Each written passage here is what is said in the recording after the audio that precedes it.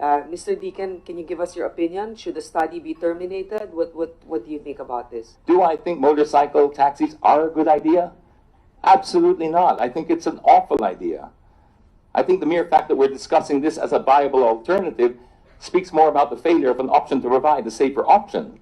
But it's not about what I think. It's not about me. It's about what we need.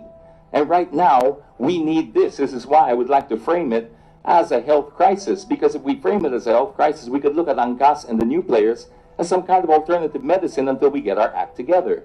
Because right now it is filling a need. That is why we really need to look at it with the urgency of a health crisis, because people are genuinely suffering out there. And when you talk to us about safety, we understand there is an issue of safety. But when somebody rides an Angkas, I don't think that's absolutely their first choice. If given a choice, we would all probably rather be in the back of a four-wheeled air-conditioned vehicle. But if you ask the same person, would you rather ride the back of a four-wheeled vehicle for 3 hours versus 45 minutes on the back of an Angkas, all of a sudden it changes.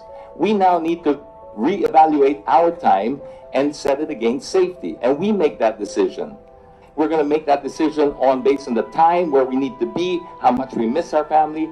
This is why we cannot have other people decide that for us, because we're in a crisis. If you say it's not safe, well, you could also make the same argument about 2-minute noodles and sardines. Is that a great diet to have? No. But if we're in a state of calamity and we just flee an evacuation center, I'll take that, thank you very much. Please don't tell me what I can and cannot put in my body, because I'm trying to survive. And that is what people out there are feeling. I'm sorry to have to be so blunt, but if we want to change, it starts here today.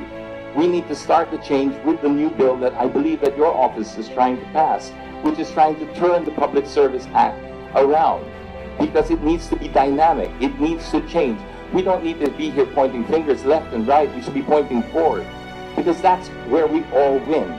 Pointing forward by having a law that keeps up with the times and understands that there is this need.